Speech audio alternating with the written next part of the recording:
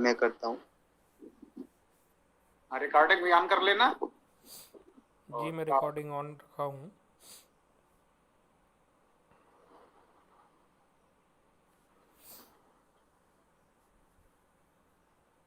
जी, यजुर्वेद अध्याय 33 सूक्त प्रथम मंत्र संख्या 3। ओम यजानो मित्रा वरुणा यजा देवालितं बृहत् अग्ने यक्षि स्वम दमम्। मंत्रार्थ: अग्ने हे प्रगतिशील अग्रणी, नो हमारे मित्रा वरुणा मित्र और वर्णीय, यजा दान संगति करें, बृहत बड़े, ऋतम ऋत को, देवान देवों को, यजा दान संगति करें, स्वम अपने, दमम दया दमन शमन को, यक्षी पूजिए। भावार्थ: अग्नि स्वरूप अग्नि परमात्मा से यजन की प्रार्थना की गई है। यजन का अर्थ देव पूजा संगतिकरण दान करना होता है। यज धातु का मुख्य अर्थ देव पूजा माना जाता है। पूजा का अर्थ सत्कार करना, सेवा सहायता करना ही है। इसी मंत्र में समानार्थी के रूप में पूजा के अर्थ में यक्षी पद भी आया है। यक्ष धातु का अर्थ पूजा करना होता है। निरुक्त: अग्ने अग धातु गति करना, अग्रणी होना। मित्रा वरुणा मिद धातु करना, व्रय का अर्थ वरण करना, आच्छादन करना। यजा में यज धातु देव पूजा संगतिकरण दान करना। बृहत में ब्रह धातु बढ़ना। ऋतम में री धातु जाना, ऋत का अर्थ चलना संचालित करना। देवान में दिव धातु प्रकाशमान स्तुति प्रीति करना। दमम में दम धातु दमन करना, दया करना, शमन करना। यक्षी में यक्ष पूजा करना, सत्कार करना। ओम खम ब्रह्म।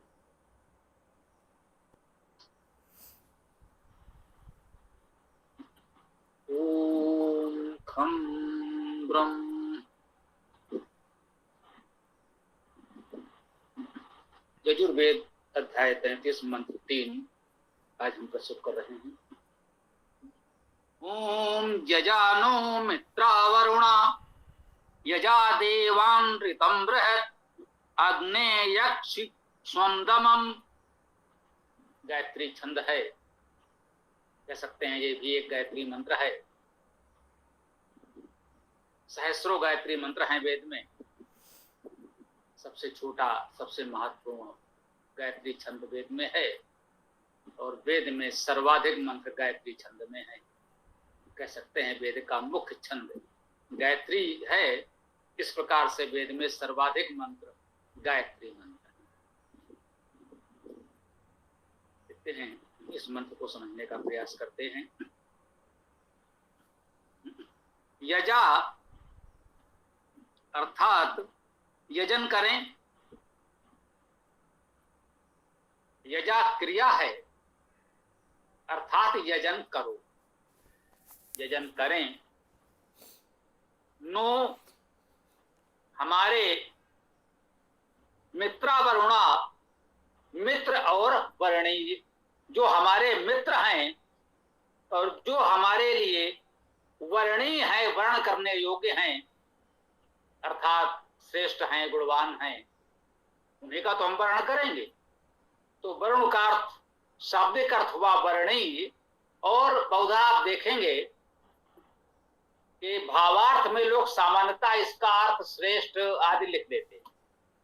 तो उसका भाव यही है कि जो वर्णीय है, वर्णीय वही होगा, जो श्रेष्ठ होगा उसी का हम वर्ण करेंगे, वही वर्ण करने योग्य है। तो शाब्दिक अर्थ तो वर्ण करने योग्य ही है। भावार्थ यदि श्रेष्ठ कह दिया जाता है तो ठीक है, परंतु हमें ये जानना चाहिए कि शाब्दिक अर्थ वर्णीय है, वर्ण करने योग्य है, और वर्ण करने योग्य हम उसी को मानेंगे जो श्रेष्ठ होगा। इसलिए इसका भावार्थ श्रेष्ठ किया जा रहा है। यह स्पष्ट करना चाहिए मंत्र का अर्थ करने वालों को। यही हम आपसे निवेदन करते हैं कि जो प्राचीन भाष्यकार हैं वे उनके सहयोगी सहायक या जिनको वो संबोधित करते थे, जिनके समक्ष वो प्रवचन करते थे, वे सब संस्कृत भाषा से इतने परिचित तो होते ही थे कि उनको ये नहीं बताना पड़ता था कि वर्ण शब्द व्री धातु से बना है, इसका अर्थ है वर्ण करना, तो वर्ण शब्द का अर्थ हुआ वर्णी या वर्ण करने योग्य। इतना तो उसे समझते ही थे।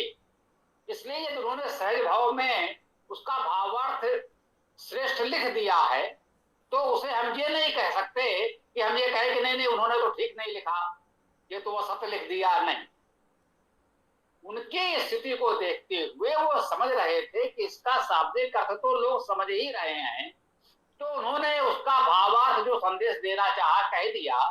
प्राचीन भाष्यों के साथ आज यही समस्या है, उसको समझने में हमें समस्या हो रही है क्योंकि संस्कृत हमारी भाषा नहीं रह गई है।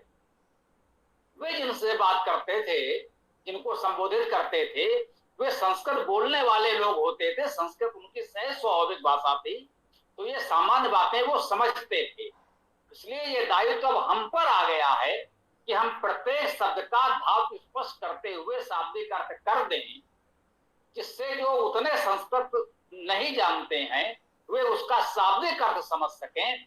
फिर देखें जिन भाष्यकारों ने इसका यदि कोई इस तरह का भावार्थ सीधे लिख दिया है बिना धातु बताए हुए, तो फिर आप उसे समझ सकेंगे कि हाँ इन्होंने इस दृष्टि से ऐसा लिखा होगा जो ठीक होगा।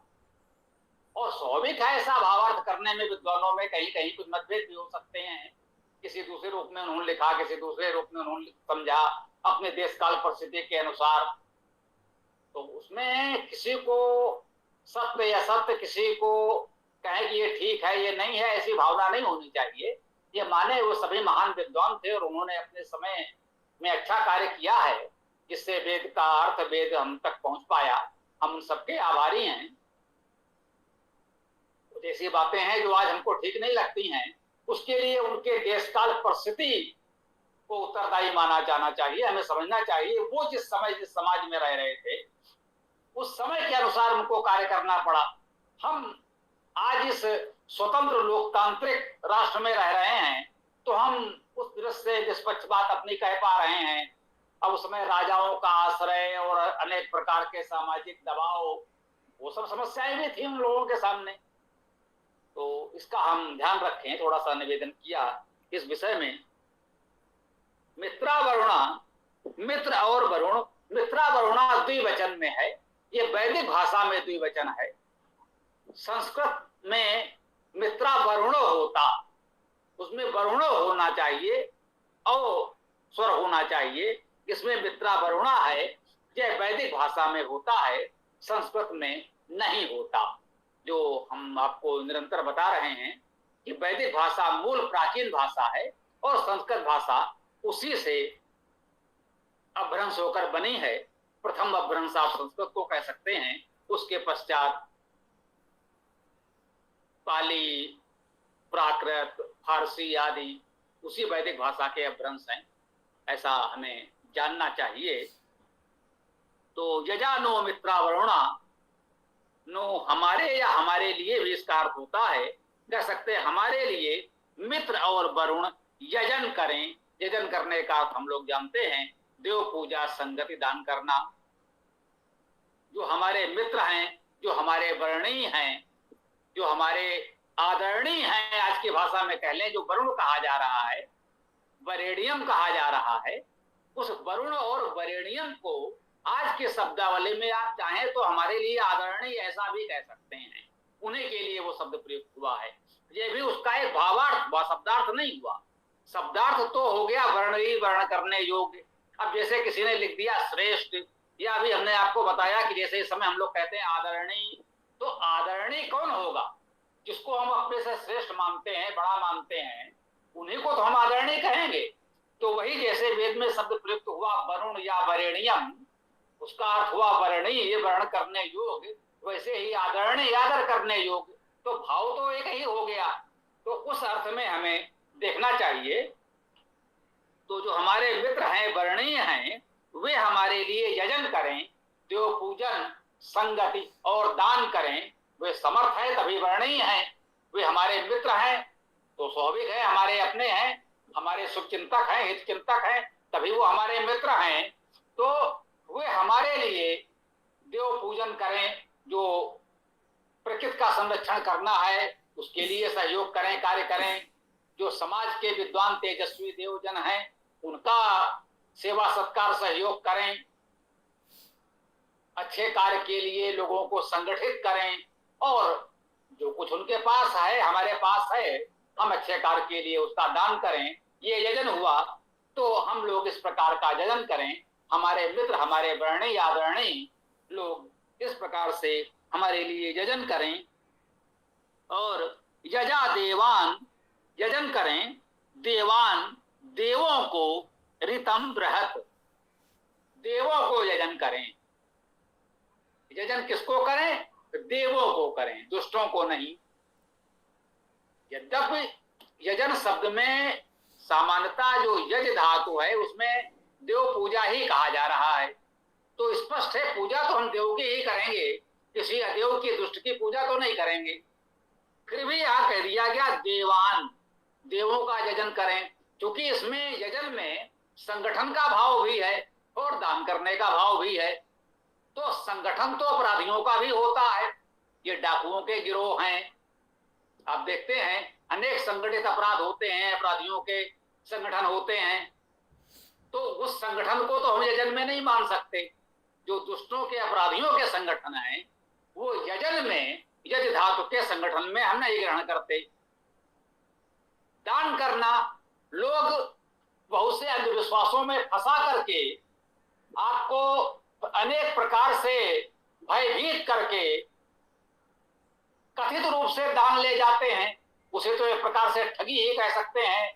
आपका राहु शनि इधर वक्री हो रहा है, आपका यह हित हो जाएगा, तो भैया हमको इतना दान करो, हम इसका इस तरह का पूजन उपचार करा देंगे, तो आप उस हानि से बच जाएंगे। अब आपको भयभीत कर करके उन्होंने इतना आपसे धन ऐंठ लिया, इसे हम ठगी कहते हैं, लेकिन वो उसे दान कहकर ले जाते हैं। तो इसलिए कहा गया देवान, यजा देवान, देवों का ही यजन करें। जो भी आपको संगत करना है, संगठन करना है, देवों का करें। जो दान करना है वो देवों का करें।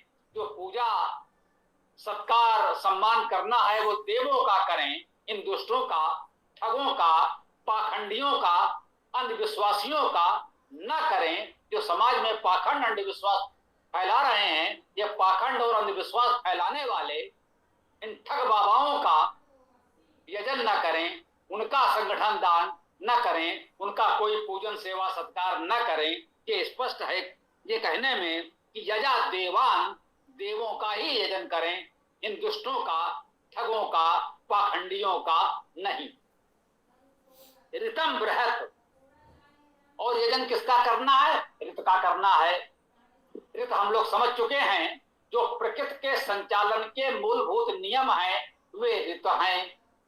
ये ऋत की व्यवस्था बनी रहे, प्रकृति का संतुलन बना रहे, इसके लिए हम यजन करें। ऐसा कोई कार्य न करें जिससे प्रकृति में प्रदूषण बढ़े, प्रकृति का संतुलन बिगड़े। तो ऋत की व्यवस्था बनी रहे। ऋत तो वास्तव में प्रकृति संचालन के मूलभूत नियमों को ही कहते हैं, परंतु व्यवहारिक रूप में ऋषियों ने ऋत उसे भी मान लिया है। व्यवहारिक रूप से वो अकाट नहीं है, अपरिवर्तनीय नहीं है। विशेष परिस्थिति में आप उसमें छूट ले सकते हैं। कह सकते हैं वेद के अनुकूल जो समाज के संचालन की व्यवस्था बनाई गई उसे भी व्यवहारिक रूप से ऋत कह दिया जाता। तो समाज के संचालन की जो व्यवस्था पूर्णतः वेद के अनुकूल हो, जो वेद के विद्वान निस्वार्थ ऋषियों के द्वारा बनाई गई और संचालित की गई हो, उसे भी सम्मान से ऋत कह दिया जाता है, क्योंकि वह भी मनुष्य समाज के लिए तो ऋत ही है। उसका पालन करेंगे तो मनुष्य समाज ठीक से चलेगा। परंतु इसमें यहाँ ये स्पष्ट है कि प्रकृति के संचालन के जो नियम हैं वो ईश्वर द्वारा बनाए गए हैं, ईश्वर के द्वारा संचालित हैं, उनमें कभी कोई परिवर्तन संभव ही नहीं है। और ये नियम जितने भी अच्छे हैं मनुष्य ने मनुष्य के लिए बनाए हैं, तो मनुष्य उसका उल्लंघन कर सकता है। मनुष्य उसका उल्लंघन न करे, उसको रोकने के लिए भी हम कुछ व्यवस्थाएं बना सकते हैं। भाई लोगों को समझाएं बुझाएं कि नहीं भाई आप ऐसा न करें, यदि आप ऐसा करेंगे तो इसका पालन करेंगे तो सबके लिए अच्छा होगा, आपके लिए भी समाज के लिए भी। परंतु ये ऋत का अर्थ केवल एक सामाजिक नियम है जिसको मनुष्य के वश में है कि उसका उल्लंघन कर दे। ऋत का वास्तविक जो वैदिक अर्थ है, वेद में ऋत उसको कहा गया है जो प्रकृति संचालन के नियम है, जिनका उल्लंघन कभी भी संभव नहीं है। कह सकते हैं कि ईश्वर भी उनका उल्लंघन नहीं करता। उसके जो मूलभूत अवधारणा है वो यही है कि ईश्वर भी उनका उल्लंघन सामान्यता तो नहीं ही करता है। शेष वो सर्वसमर्थ है, कभी विशेष कुछ करना चाहे तो हमारी क्या सामर्थ्य है कि उसके लिए कुछ कहें, लेकिन ये मान कर चलिए कि उन नियमों का उल्लंघन कभी नहीं होता, संभवतः परमेश्वर भी नहीं करता, ऐसा ऋषियों का मानना है। ऋतम बृहत, बृहत का अर्थ बड़ा हम सब जानते हैं। जो बृहत है, बड़ा है, वृद्धि करने वाला है, समाज की अभिवृद्धि में सहयोगी है, वो वृद्ध हैं। तो ऐसे इस प्रकार से हमें यजन करना चाहिए। अग्ने ये संबोधन कारक है। अग्ने अर्थात हे अग्नि, हे अग्रणी, हे प्रगतिशील। अब वेद में सामान्यता संबोधित तो हम परमेश्वर को ही करते हैं। ये संबोधन कारक में है, एक वचन में है, तो सामान्यता हम यहां अग्नि से परमेश्वर को ही संबोधित करेंगे। इस अग्नि शब्द का भाव हम परमेश्वर से ही ग्रहण करेंगे। अग्नि, हे अग्नि, हे अग्रणी, प्रगतिशील परमेश्वर। या ये भी सत्य है, हम दूसरे पक्ष को नकार नहीं सकते। हम स्पष्ट कहते हैं परमेश्वर के नाम से जो स्थिति गुण वर्णन करते हैं वो अपेक्षित है कि समाज के लोग हम आप उसको ग्रहण करें जो हम उसके उपासक हैं, मानने वाले हैं। तो अग्नि हम उनको भी कह सकते हैं जो समाज के अग्रणी लोग हैं, हम उनको भी संबोधित कर रहे हैं। एक वचन है तो परमेश्वर तो है ही संबोधन में, परंतु जो समाज का अग्रणी है, जो समाज का मुखिया है, कह सकते हैं जो शासक है, राजा है, सम्राट है, हम उसे भी संबोधित कर रहे हैं। या जिसको भी हम अपना मार्गदर्शक मानते हैं, आचार्य गुरु जिसे कहते हैं, उसको भी हम यहाँ अग्नि संबोधित कर सकते हैं। ये उसके लिए भी है, ऐसा भी हम मान सकते हैं। तो अग्नि, हे अग्नि, हे अग्रणी, हे प्रगतिशील, यक्ष पूजन करो। पूजन करने का अर्थ सेवा सत्कार करना, सहयोग करना ही होता है। स्वम, देखिए कितनी सुंदर बात कही है। स्वम, स्वम का एक अर्थ तो हुआ अपने को।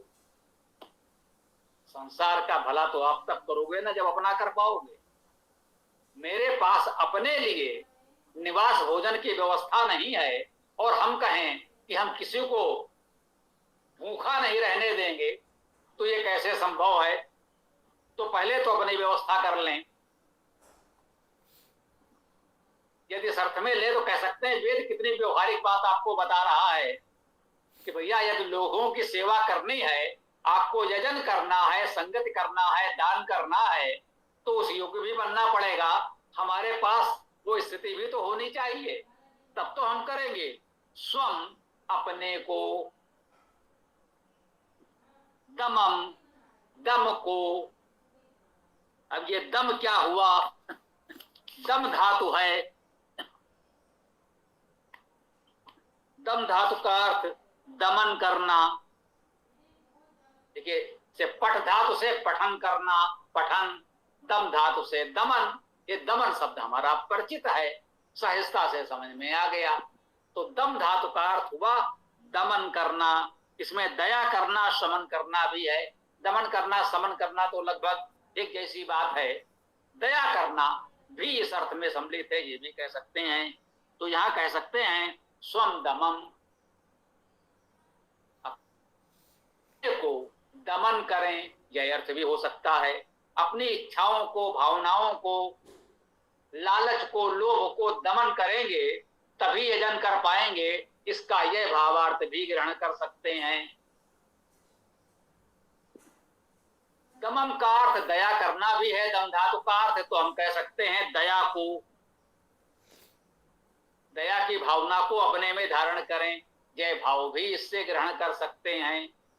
तो जैसा कि हमने निवेदन किया है, कि वेद मंत्रों के अनेक अर्थ हो सकते हैं, अनंत अर्थ हो सकते हैं। अनंता वै वेदा, वेद कक्षा के प्रारंभ से हम आपको ये मंत्र देते आ रहे हैं।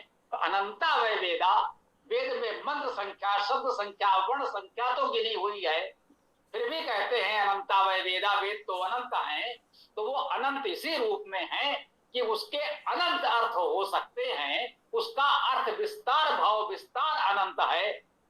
मंत्र संख्या सीमित है, शब्द संख्या सीमित है, परंतु उसका जो अर्थ विस्तार है वह अनंत है।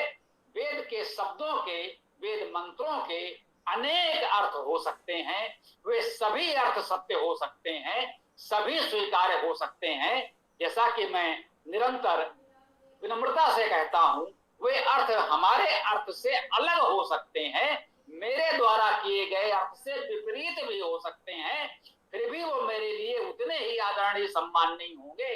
बस एक ही बात है कि वेद के शब्द यौगिक हैं, धातुज हैं। आप ये देख लें कि वो शब्द किस धातु से बन रहा है और उस धातु का क्या अर्थ है, उसके अनुसार यदि उसका अर्थ करते हैं तो जितने भी अर्थ इस प्रकार से किए जाएंगे, वेद के वे सभी अर्थ सत्य हैं। कभी ये प्रयास न करें कि यही वाला अर्थ ठीक है, बाकी सब असत्य है। इस संकीर्णता में कभी ना पड़े। हमारा जो भी छोटा सा प्रयास है आपके साथ जुड़ने का, मेरे जीवन भर की साधना केवल इतनी सी है कि वेद को इस बाबावाद से बचाया जाए कि बस मेरे गुरु जी का किया हुआ अर्थ ही अंतिम सत्य है। ऐसा नहीं होना चाहिए। वेद का महत्व तब है जब करोड़ों लोग वेद को पढ़ें और इस धातु अर्थ के सिद्धांत के अनुसार स्वयं उसके अलग अलग अनेक अनेक अर्थ करें। बहुत से लोग ऐसे हो जाएं जो मुझसे अच्छा अर्थ भाष्य कर दें। मेरे जीवन की साधना तपस्या की सफलता यहां पर है। मैं इसे अपनी सफलता नहीं मानता कि मेरे किए हुए अर्थ को सब लोग पढ़ें और कहें बस स्वामी शरण जी का किया हुआ अर्थ सबसे अच्छा है। ये मेरी सफलता नहीं है। मेरे जीवन भर की साधना तब सफल होगी जब वेद के अर्थ करने के मूल सिद्धांत को स्वीकार करके कि वेद के अर्थ यौगिक हैं, धातुज हैं, उस धातुज अर्थ को प्रमाण मानते हुए करोड़ों लोग अलग अलग सही अर्थ करेंगे, तभी वेद की सार्थकता होगी। अनंता वै वेदा की उक्ति सार्थक होगी। इसी के साथ आज हम अपने इस चर्चा को विराम देते हैं। अब आपको जो भी प्रश्न विचार रखने हो रख सकते हैं। ओम।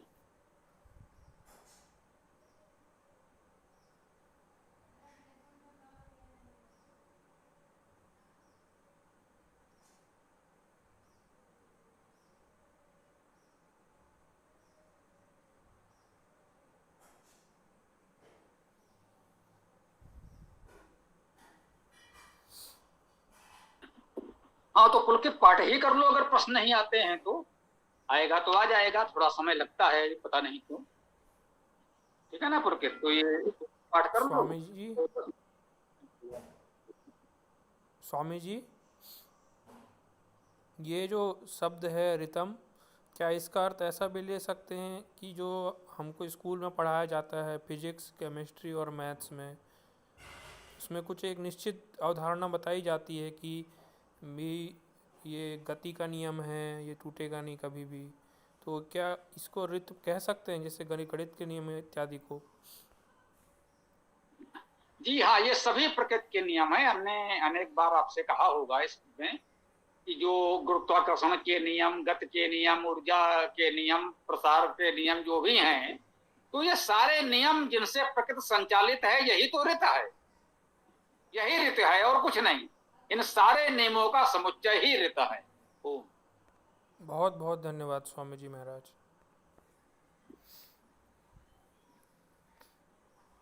गुरुजी, यक्षी स्वम दमे का एक लाइन में अर्थ कैसे करेंगे?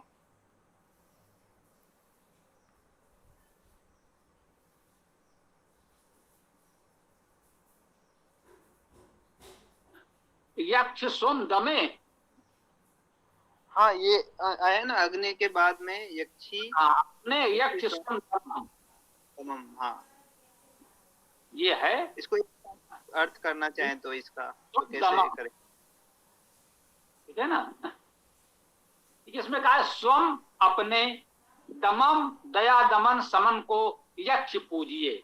जो अर्थ इसमें मंत्रार्थ में लिखा है, समानता में उसको नहीं देखता हूं,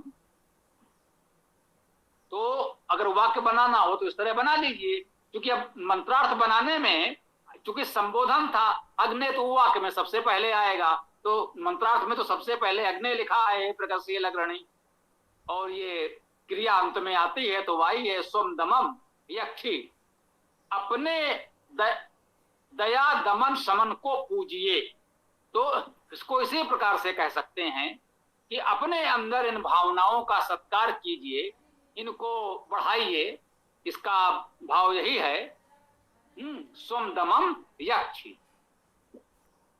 अन्वय कहते हैं ना इसे, कि क्रियांत में आएगी, पहले संबोधन हो गया, फिर कर्ता होगा, उसके बाद कर्म होगा और अंत में क्रिया होगी। इस क्रम से जब शब्दों को रखते हैं तो इसको अन्वय कहते हैं।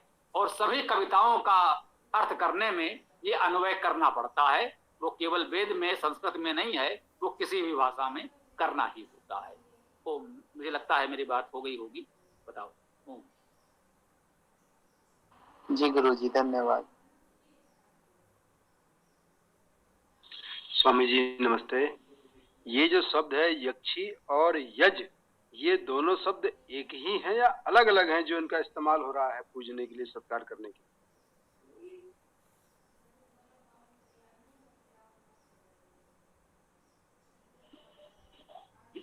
दोनों शब्द अलग हैं, दोनों की धातुएं अलग हैं। यज धातु का अर्थ है देव पूजा, संगत, दान। इसमें तीन बातें। यक्ष धातु का एक ही अर्थ है पूजन करना, पूजा करना, सत्कार करना। पूजा का अर्थ इस पर समझ लें, पूजा का अर्थ होता है सत्कार करना और उसकी जो आवश्यकता है उसकी पूर्ति करना। भोजन, वस्त्र आदि, उसे जो कुछ चाहिए वो उसको प्रदान किया जाए, इसी को पूजा करना कहते हैं। इसी अर्थ में आया है यत्र नार्यास्तु पूजन्ते, जहां नारियों की पूजा होती है। इसका यही अर्थ है कि उनकी जो आवश्यकताएं हैं उन्हें आप पूरी करें। जो षोडशोपचार पूजन करते हैं, मूर्ति को प्रतीक मानकर जरा देखें तो उसमें भी क्या कहते हैं, आसनम समर्पयामि, वस्त्रम समर्पयामि, जलम समर्पयामि, नैवेद्यम समर्पयामि। मतलब कोई अतिथि आपके घर आया है तो आप उसे जल देंगे, आसन देंगे, भोजन देंगे, वस्त्र देंगे, उसकी आवश्यकताएं पूरी करेंगे। इसी को पूजन कहते हैं। तो एक प्रतीक रूप में किसी पुरुष के चित्र या मूर्ति रख करके ये आपसे अभ्यास कराया गया कि भैया आप जिसे बच्चों को प्रतिदिन ये सब कराते हैं अभ्यास, उसको लगे घर में कोई अतिथि आएगा तो हमें ऐसा करना चाहिए। तो एक प्रकार के से कहें यदि अभ्यास के लिए ये व्यवस्था बनाई गई थी तो इसमें कोई हानि नहीं थी। पुरुष सूक्त से ही ये षोडशोपचार पूजन होता है। तो ये मान लिया गया कोई अतिथि आएगा तो ऐसे ऐसे आपको पूजन करना है। तो वास्तव में पूजा का यही अर्थ हुआ। तो यक्ष में केवल पूजा का भाव है कि किसी का सेवा सत्कार करना, उसकी आवश्यकताएं पूर्ति करना। और यज धातु में देव पूजा संगति का भाव जुड़ा है। कह सकते हैं यजन का अर्थ व्यापक है और यक्ष अर्थात पूजा उसका एक अंश है। इस प्रकार से दोनों अलग अलग भी हैं और पूजा दोनों में सम्मिलित है, यह भी सत्य है। ओम। धन्यवाद स्वामी जी।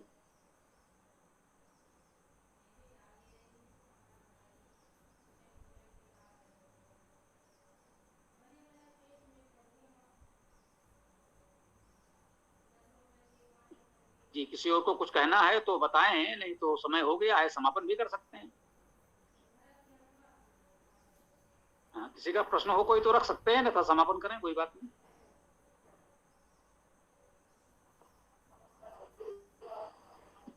किसी का प्रश्न नहीं है तो मैं समापन कर देता हूँ। ओम यो असो आदित्य पुरुषः सो असो अहम ओम खम ब्रह्म ओम खम ब्रह्म। सभी को नमस्ते, सादर प्रणाम।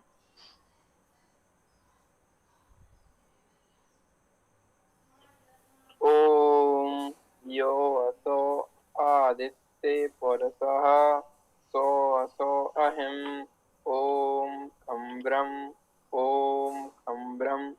नमस्ते सभी साथियों को। ओम यो असो आदिते पुरुषः सो असो अहम ओम खम ब्रह्म सभी को सादर नमस्ते। ओम योऽसौ आदित्ये पुरुषः सोऽसौ अहम् ओम खम ब्रह्म सबको सादर नमस्ते।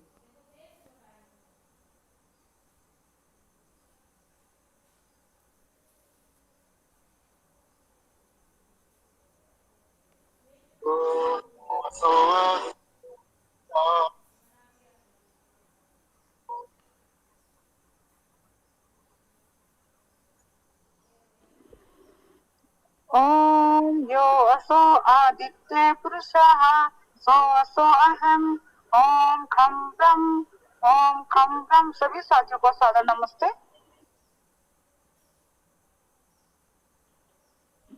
ये आज शनिवार है। कल प्रातः काल 11 बजे विशेष साप्ताहिक सत्र में हम लोग मिलते हैं। तो पहले से तैयारी रखें, कुछ प्रश्नों को तैयार रखें, कुछ हम लोग विशेष चर्चा करेंगे। आज की चर्चा को यहाँ विराम दिया जाता है। कल प्रातः 11 बजे हम लोग विशेष साप्ताहिक सत्र में पुनः मिलेंगे। ओम स्वस्ति, ओम नमस्ते, ओम खम ब्रह्म, ओम खम ब्रह्म, ओम